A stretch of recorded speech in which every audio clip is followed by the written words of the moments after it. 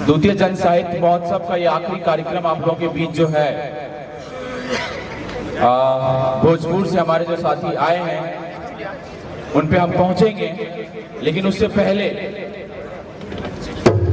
पूरी तरीके से जो जेएनयू की एक राजनीति रही है, लेकिन उसके ऊपर हम देश भर में जो देखते आए हैं, जब ये कार्यक्रम शुरू हो रहा था तो उस वक्त भी हम लोगों ने ये बात रखी थी कि ये पूरा का पूरा ये 2 दिनों का जन साहित्य महोत्सव हम फिलिस्तीन में जो जारी संघर्ष है उसको समर्पित किए हैं और समर्पित कर रहे हैं।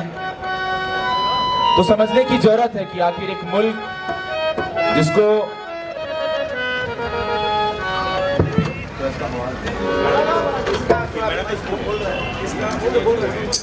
तो वो जो पूरा संघर्ष, एक मुल्क का संघर्ष जिसपे एक दूसरे ही मुल्क के द्वारा जो है दमन, और वो दमन कोई 1 साल 2 साल का दमन नहीं है, वो दमन करीब से करीब 50 साल से भी ऊपर का दमन है। और उसके जमीन को, उसके लैंड को जिस तरीके से सिमट करके एक छोटे से 2-3 इलाकों में बांट दिया गया है, और उसे पूरे दमन की जो सबसे एक भयावह तस्वीर जो पिछले साल अक्टूबर से शुरू हुई, फिलिस्तीन की उस लड़ाई को, उस संघर्ष को हम यहाँ से सलाम करते हैं और आयशा उसको सलाम पेश करता है, और फिलिस्तीन की लड़ाई तक ये जंग जारी रहेगी। इसके अलावा हम देखते हैं कि अपने देश में चारों तरफ जिस प्रकार से दलितों पे अत्याचार हो रहा है, जो कास्ट एट्रोसिटीज की घटनाएं होती है, शायद ही ऐसा कोई दिन जाए, मुझे नहीं लगता कि वो ऐसा दिन जाता है जहां पे किसी दलित के साथ कोई अत्याचार नहीं होता है, जहां पे किसी दलित को फोर्सफुल्ली मारा जाता है, पीटा जाता है, मल मूत्र खाने के लिए विवश किया जाता है या पैरों से बांध दिया जाता है। एक तो हमारी सामाजिक संरचना ऐसी है जो इस बात को सैंक्शन करती है, लेकिन स्थिति तब खराब हो जाती है, स्थिति तब भयावह हो जाती है जब उस सामाजिक संरचना को स्टेट, राज्य सैंक्शन करने लगता है। और वो हम देखे हैं कि भाजपा फांसीवादी सरकार जिन जिन राज्यों में शासन कर रही है, वहां पे ऐसी सामाजिक संरचना जो दलितों के साथ अत्याचार हो रहा है उसको सैंक्शन करने में सबसे आगे रहती है। तो जिस राज्य को जो संविधान के लिखे हुए डॉक्यूमेंट के अकॉर्डिंग काम करना था, उस जाति के उन्मूलन के लिए काम करना था, तो उस उन्मूलन के बदले उस सामाजिक संरचना को मजबूत करने पे अपना सारा ताकत लगा देती है जिस सामाजिक संरचना के खिलाफ संविधान की किताब बोलती है। इसके अलावा हम देख रहे हैं कि मुसलमानों के साथ देश भर में जो अत्याचार बढ़े हैं, मॉब लिंचिंग की घटनाएं, और उसके साथ साथ हम ये देखते हैं कि कौन क्या खा रहा है, इसके तौर पे उसके साथ जो है उसकी हत्या कर दी जाती है। और एक नया सिगुफा इन्होंने आजकल ढूंढ करके निकाला है कि हर मस्जिद के अंदर इनको मंदिर दिखने लगता है। प्लेसेस ऑफ वर्शिप एक्ट 1991 को डाइल्यूट करके जिस तरीके से अलग अलग देश के अलग अलग कोनों में, देश के अलग अलग हिस्सों में मस्जिदों के नीचे मंदिर खोजने के लिए अलग अलग कोर्ट्स में पिटीशन फाइल हो रहा है, और उसको देखिए, उस पिटीशन को कोर्ट सैंक्शन भी कर देती है। आप ये देखिए कि वो जुडिशरी, वो न्यायपालिका जो संविधान के अभिन्न अंग से बन के खड़ा है, उस संविधान के खिलाफ वो काम कर रहा है। तो राज्य से लेकर के, पुलिस से लेकर के न्यायपालिका तक हर एक वो अंग जो हमारे आपके इस देश के मेहनतकश मजदूर, गरीब किसान मजदूर के बेहतरी के लिए, इस मुल्क के बेहतरी के लिए काम करना था, वो आज एक खास विचारधारा का केवल और केवल एजेंडा भर रह गया है। और वो खास विचारधारा क्या है?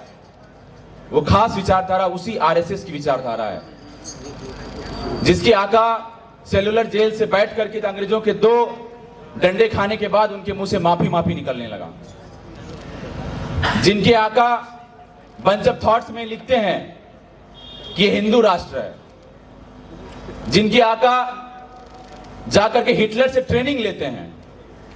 तो हमारे मुल्क में भी पिछले 10 साल से जब से इन्होंने सत्ता पाया है, और जब हम एक पुराना इतिहास निकाल के देखते हैं 1925 से लेकर के तब अब तक, वो एक रेडिकलाइजेशन, वो एक फासिज्म का एक नया रूप हिटलर की ट्रेनिंग लेकर के इस देश में इंप्लांट करने की कोशिश चल रही है।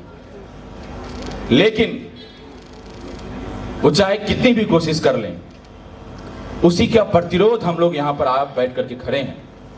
उसी की प्रतिरोध की आवाज, उसके तमाम यंत्रों के खिलाफ, उनके तमाम संयंत्रों के खिलाफ हमारी ताकत, हमारी राजनीति खड़ी है।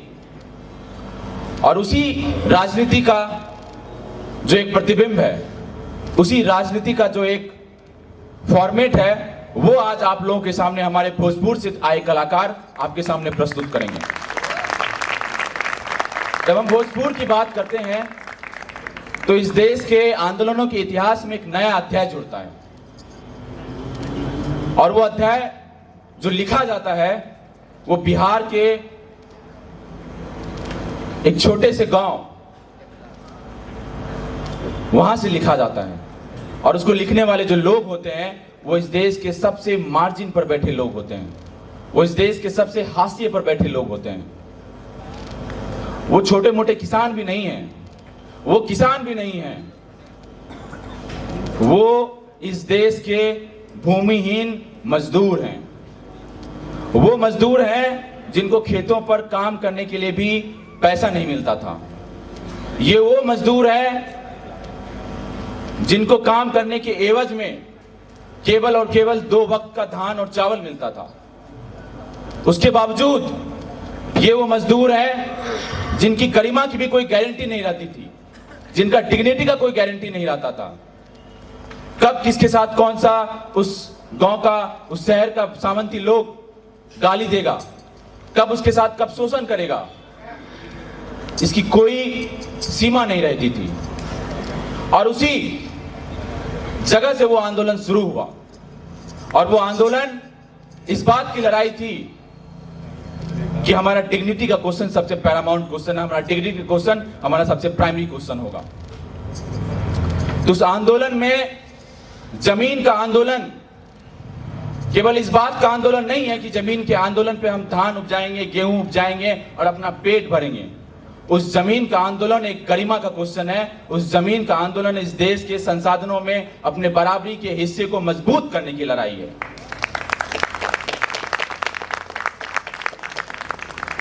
तो वो क्रांति का स्वरूप, उस क्रांति की प्रेरणा जो इस देश के संविधान के डॉक्यूमेंट ने भी इन्विजन किया था। जब देश आजाद होता है तो जमींदारी एबोलिशन एक्ट आता है और यह बात बोला जाता है कि जितनी जमीनें हैं वो सब लोगों में बांटी जाएगी।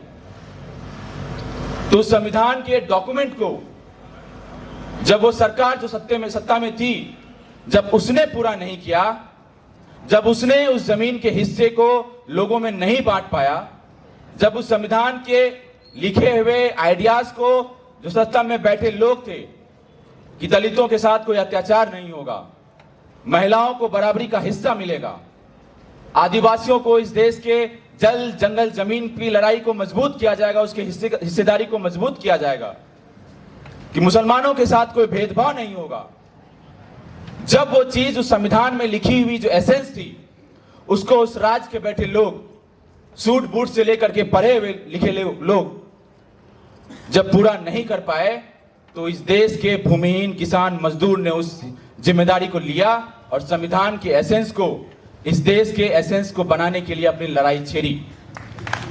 और वो लड़ाई कोई इस बात की लड़ाई नहीं थी, वो जेएनयू जैसी छोटी लड़ाई नहीं थी कि हम आए और 2-4 टॉक दिए, डफली बजाए और काम हो गया। वो लड़ाई जो है बहुत ही संघर्षों की लड़ाई है, जिसमें कई लोगों ने, आप हम और नाम भी उनके नहीं गिन सकते हैं, उनमें से हजारों लोगों ने अपनी शहादत दी, और उनकी शहादत का कोई डॉक्यूमेंटेशन भी नहीं है, उनकी शहादत का कहीं बहुत जिक्र भी नहीं मिलेगा। और यदि जिक्र है भी तो वो मेन स्ट्रीम में नहीं है। ऐसे कई भूमिहीन किसान मजदूर, ऐसे कई भूमिहीन महिलाएं जो अपनी गरिमा की लड़ाई उस भोजपुर के आंदोलन से शुरू किया, उस लड़ाई को ये पूरा का पूरा गीत का आज ये कार्यक्रम समर्पित है। और उसी भोजपुर के आंदोलन की लड़ाई को, उसी भोजपुर के आंदोलन की लड़ाई के एसेंस को आज दुनिया भर में हम देख रहे हैं कि लड़ा जा रहा है। तो जो फिलिस्तीन में जो लड़ाई लड़ी जा रही है, यह इस देश का जो भूमिहीन किसान मजदूर जो लड़ाई लड़ रहा है, या हमारे दिल्ली के बॉर्डर पर बैठे जो किसान जो लड़ाई लड़ रहे हैं, या वो महिलाएं जो आज जेलों में बंद है, या जो हमारे आपके बीच के जो साथी जेलों में बंद है, उमर खालिद, सरजिल इमाम, गुलफिसा और ऐसे कई अनगिनत नाम है जिनका नाम भी जब हम लेना शुरू करेंगे तो वो खत्म नहीं होगा। उन सारे लोगों के संघर्षों की, उन सारे लोगों की लड़ाई के नाम आज का ये गीत और संगीत का कार्यक्रम समर्पित है। आप लोग आनंद लीजिए इसका, लेकिन आनंद के साथ साथ उस आंदोलन की विरासत को ही हम यहाँ मजबूत करने के लिए इतना कुछ कर रहे हैं। तो मैं आपको आइए आज के कलाकारों से जो है आपका परिचय करवा दूं। हमारे साथ आज तबले पर हैं हमारे पुराने साथी जो कल भी हमारे साथ थे, सौविक, जो कि यहीं पे school of arts and aesthetics में पढ़ाई कर रहे हैं, पीएचडी कर रहे हैं। तो एक बार आप लोग जोरदार तालियों से इनका स्वागत कर दीजिए। सौविक का यहाँ पे आने के लिए बहुत शुक्रिया। हमारे साथ मंजीरा पे हैं हिमांशु को हम सब लोग जानते हैं, हमारे बीच के साथी हैं, इनका कोई परिचय देने की जरूरत नहीं है। तो हिमांशु का फिर से बहुत बहुत शुक्रिया। हमारे साथ ढोलक पे हैं कॉमरेड महेंद्र, जो भाकपा माले के सदस्य भी हैं और भोजपुर से आए हैं हमारे बीच। तो इतनी छोटी ताली से काम नहीं चलेगा। तो आप लोगों से अपील है कि जेएनयू की ताकत को भोजपुर के आंदोलन से मिला दीजिए। जोरदार तालियों से स्वागत कीजिए कॉमरेड महेंद्र, आपका बहुत बहुत स्वागत है। और हमारे बीच आज के शाम की जो शानो शौकत हमारे बीच लेकर के आए हैं और उस भोजपुर के आंदोलन की जो पूरी ताकत है आज उनके गीतों में झलकेगी। हारमोनियम पे हमारे साथ कॉमरेड राजू रंजन। कॉमरेड राजू रंजन भी भाकपा माले के सदस्य हैं और पार्टी के लिए अलग अलग जगहों पे काम करते हैं, गीत भी गाते हैं, लड़ाइयां भी लड़ते हैं और सरकार, फांसीवादी सरकार की लाठियां भी खाते हैं। तो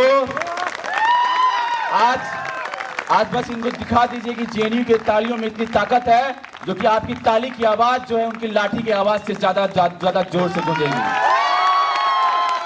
तो कॉमरेड का बहुत बहुत शुक्रिया। अब ये